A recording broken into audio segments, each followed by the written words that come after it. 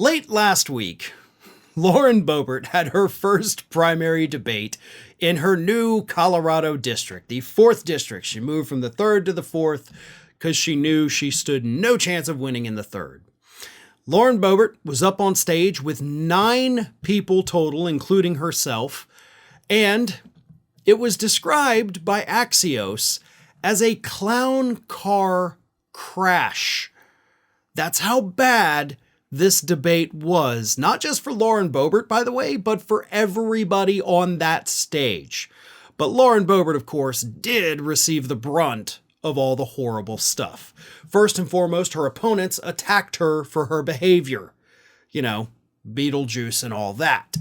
Then, when she attempted to call out one of her opponents, State Representative Mike Lynch, for having a DUI arrest on his record, Lynch responded by saying, "Can you give the definition of carpetbagger to me?" Now, carpetbagger, that is a phrase that was used actually several times during that debate last week. It is the term used to describe somebody who moves to a new area for the sole purpose of running in an election and winning. They're not from there. They don't know the area. They don't represent it necessarily, but they do that. We saw it, of course, after the Civil War, which is where the term originates. Now, Boebert has faced accusations of being a carpetbagger because, hey, I can't win here, so let me just move here so I can take the seat. But this comment from Lynch is more than just calling her out for being a carpetbagger. This is calling her out for being stupid. Let me read it again in case you didn't catch that. Can you give the definition of carpetbagger to me? Now, he brought that up because other people had been saying carpetbagger. And he wanted to make sure, you know, in a sneaky, snarky kind of way, that Lauren Boebert even knew what the word meant. And for the record, no, she did not define it. She responded and said that she was trying to give her kids a fresh start, and this move is the right move for me and for them.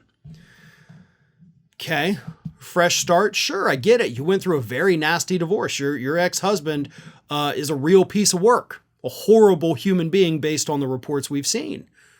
But just because you're looking for a new life doesn't mean that you have to run for office. In fact, honestly, it should mean the opposite.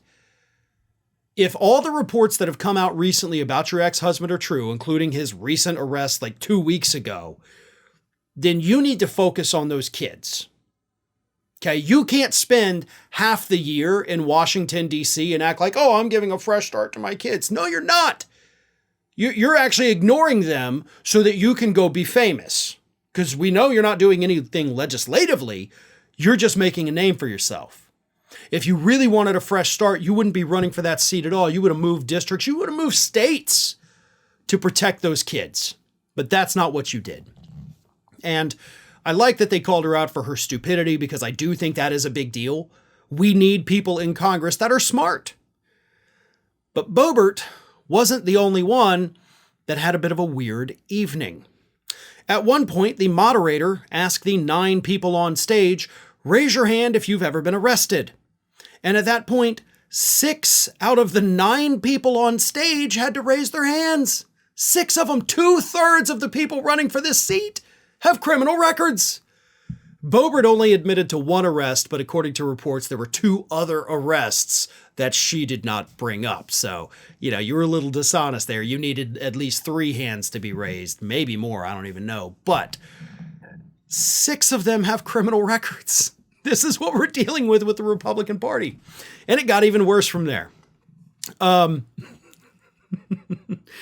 You had anti-abortion state representative Richard Holtorf, who's running, who has admitted in a recent speech that he helped pay for a girlfriend to get an abortion, saying that it helped her live her best life.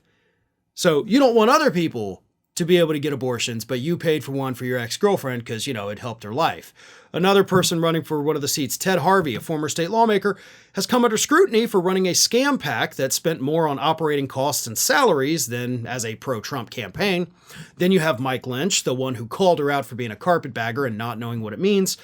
He had to resign his post as the House Republican leader earlier this week after facing pressure from his party for trying to hide his DUI arrest and gun charges. So there you have it. It's just a handful of the people running for this open seat, and suddenly I don't know. Is Lauren Boebert not the worst person running now? I mean, these are all pretty horrible people. So it's pretty safe to assume that whoever gets that seat, probably at least, maybe not worse than Boebert, but definitely not better. Hi everyone, this here is little Athena. And Athena would like to know why you haven't subscribed to Fair and Balanced yet. So please, don't let Athena down. Subscribe today.